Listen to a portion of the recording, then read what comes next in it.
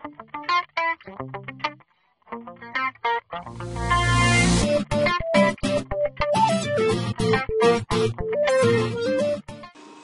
evening, this is Nick Inman from VolumeProfileTrader.com on Friday, December 2nd. And first things first, want to say that the market had one heck of a week. We rallied really from Friday's low, we rallied over 100 S&P points. We closed just under 100 S&P points in terms of a rally. And it was just a really big week, and the only way you made money this week, well, I guess there was a few ways to make money, but in terms of participating in the rally, if you didn't buy last Wednesday or Friday, which maybe some people were doing, but then again I doubt it, was basically to hold your nose and to get involved on Monday or Tuesday, because Wednesday was a rocket move higher. And we see that here on Wednesday. Thursday was a do-nothing day. Today, this shows the overnight also. So we opened around, obviously where we closed, and we rallied higher. This is the 200-day moving average, rallied up to the 200-day, sold off, which is also, let me zoom out a little bit. We have resistance here. We have volume resistance from the, call it 1256 level and higher. There's some volume resistance. There's the value area resistance. There's the 200-day moving average. We're at the top of the channel. It was Friday, end of the week. Take some risk off the table. So there was a lot of reasons to sell into, or I should say to take some profits into this strength.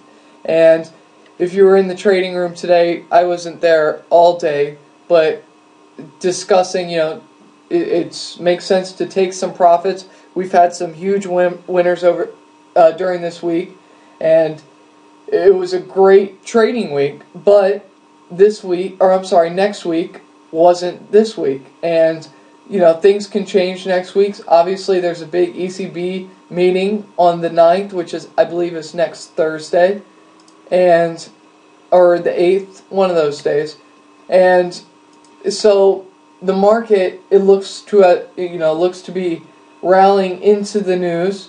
So we'll see if it's buy the rumor, sell the actual event. And if that's the case, then really we should be close to some type of top in the S&P short term. But if that isn't the case, which it may not be, we may get a pullback back down to, let's call it 1220 to 1200, and that may be a really nice buying opportunity in the market for a potential move back up above 1300. It's hard to say right now.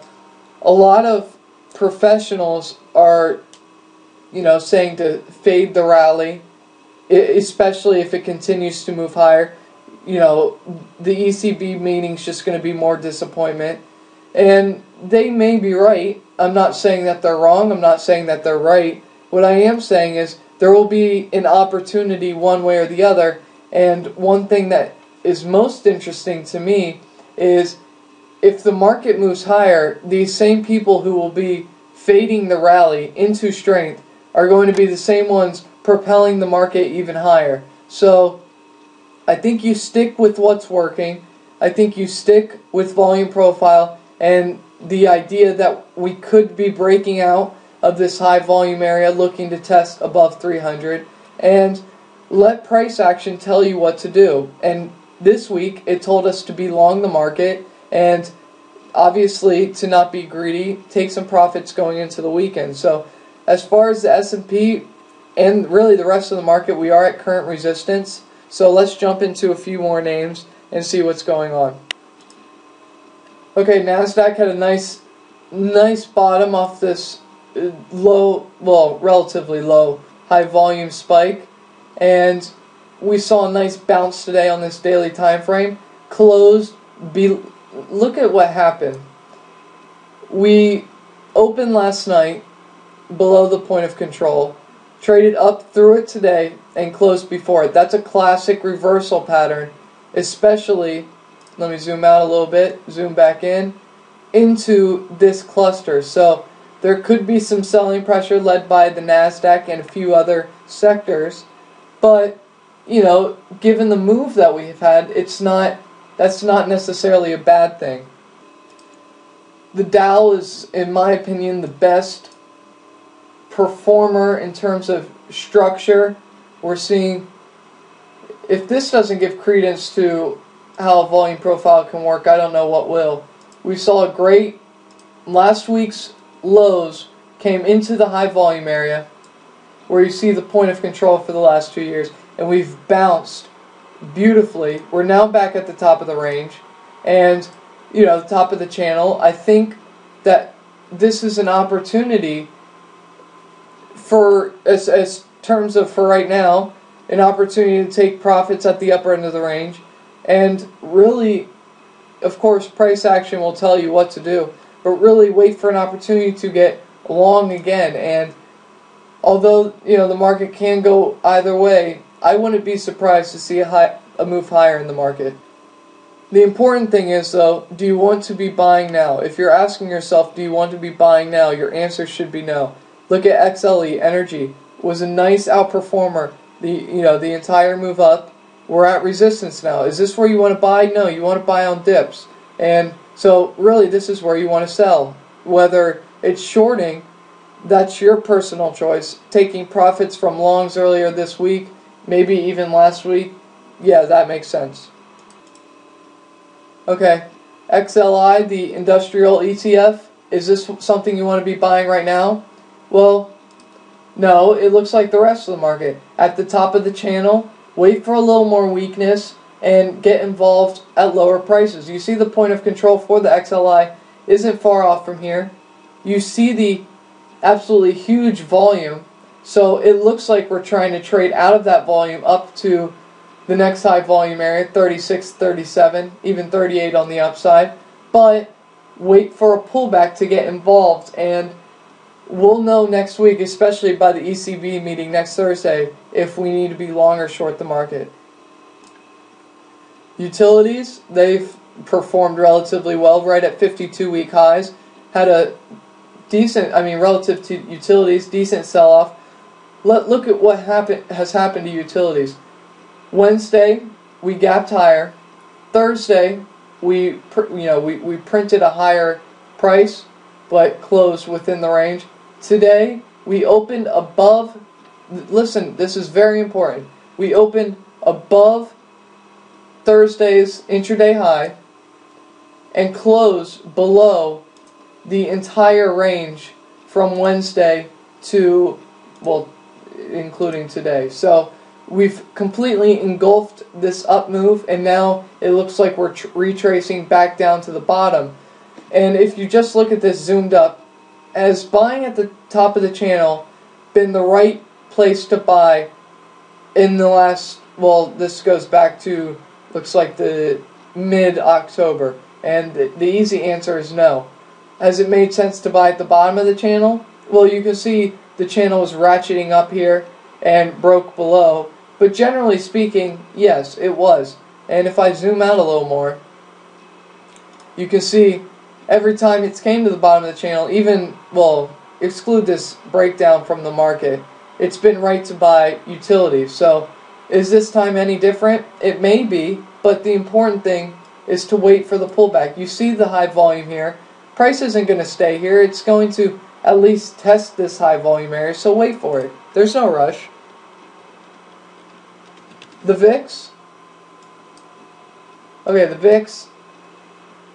This is pretty easy. The VIX has traded one time at these levels since basically the August sell-off, and last time it was a pretty opportunistic time to buy volatility. Here should be no different. We should see some type of retracement, and if that's the case, and let's say one of your strategies is to sell premium, then you sell premium at higher prices. You don't sell it here at the bottom of the range. So this is an opportunistic time to buy premium. But one thing, let me just say, the VIX is in a complete range. We are definitely at the extreme low end of the range. So this could be a lower high opportunity, and that coincides with our thesis of potential higher prices. Gold. Gold is trading between two high volume areas. We see the recent highs back in November, recent lows in October, and we bounced off those, the support from October, and now we're back at the resistance in November. It's a fairly tight range, not a lot to do on gold, except for hold it, and just kind of wait and see. If you want to zoom into a closer chart to see what's going on.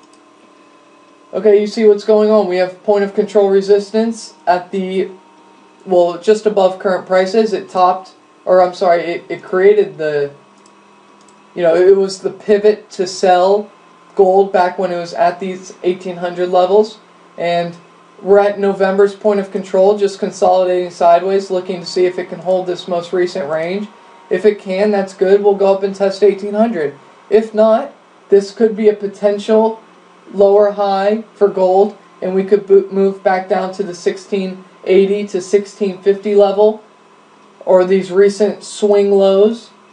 So it's just something to keep your eye on. If you're a gold trader, consider keeping your profits tight and below what looks to be Thursday's intraday low.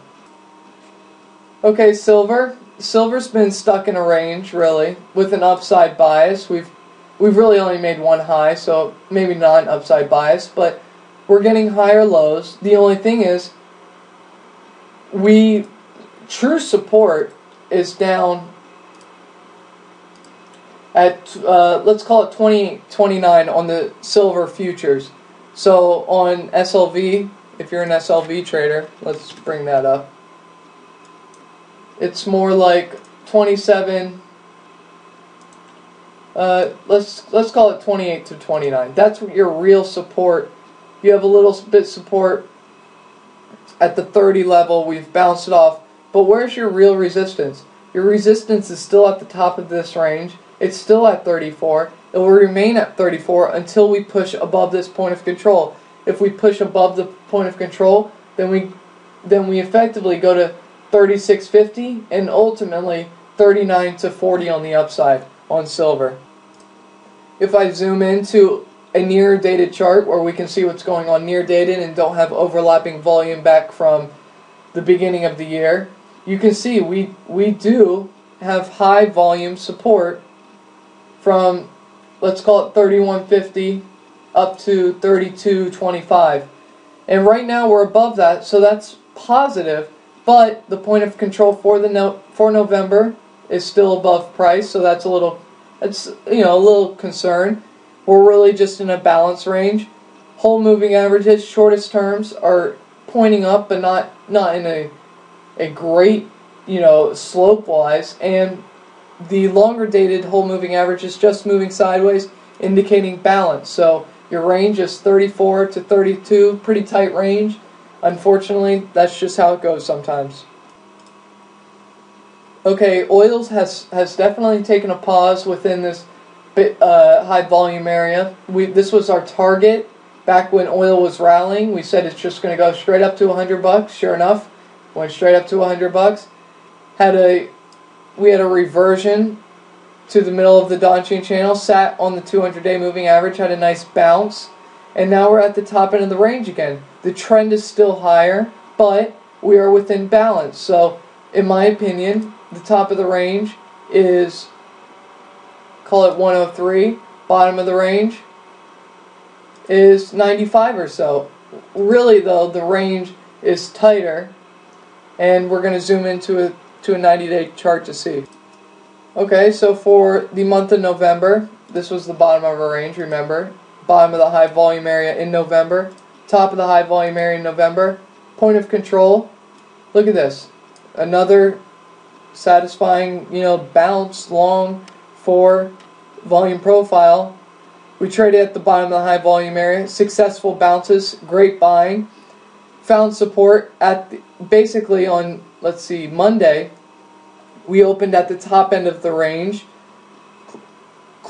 traded down to the point of control, saw buying at the end of the day, and bam, a move higher, a breakout, a test of the breakout yesterday, and some follow through today. Unfortunately, the range remains basically the most recent highs, and the reason why is because after a move of such significance, look at the whole moving averages pointing up, and now instead of basically price predominantly being above the whole moving averages, now they're really intertwined, basically showing you that we're in balance. Now, could this thing keep moving higher from here? Of course it can. But what that means is that's a huge, the time frame of those buyers that are still coming into the market are much bigger than the chart we're looking at now. Rather, it's more like the daily time frame where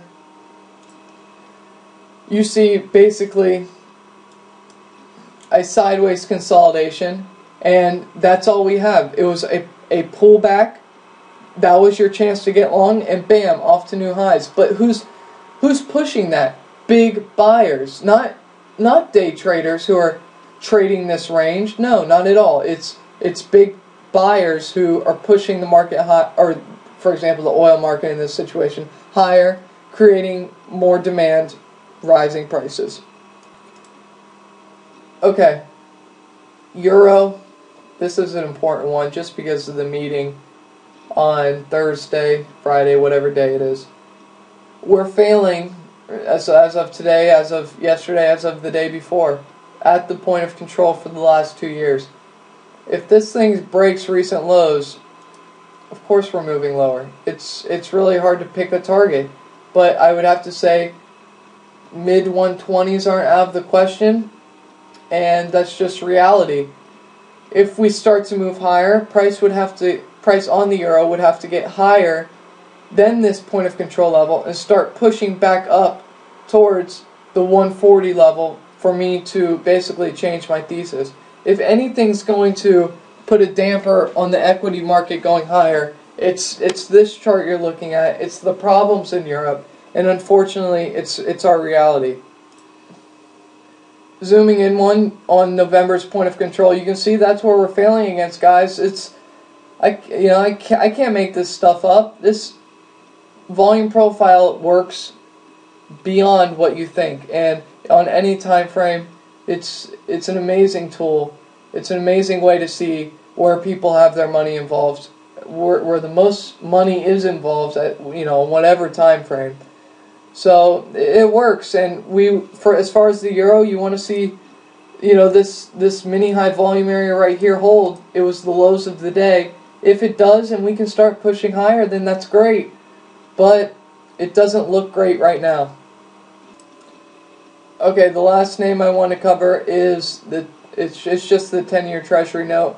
Today we had a fairly decent bounce, just like the rest of the market, where we rallied, gapped open higher and basically closed the day flat. Treasuries, as far as the notes, similar thing. We opened lower and rallied higher. So one thing to mention is we are, generally speaking, the bottom of this high volume area has been a pretty decent buying opportunity for Treasuries, other than this consolidation back in October where equities were making new highs, but we just bounced off of high volume at lower prices. So this could be a higher low, and that's another concern for potential of equity prices moving lower. So you can see we're at a big turning point in the market, and if that makes you nervous, then maybe the best position is cash. Maybe hold a little bit of stock. Therefore, let's say the market does rally, it's easy to be involved. And if the market doesn't rally, moves lower, you can sell for small losses and just hold cash and be happy that you're not holding a bad portfolio that's losing you money. So in the next video, we're going to go over some names that have worked this week that we've been involved in, especially from the trading room, and basically move on to potential trading opportunities and levels. So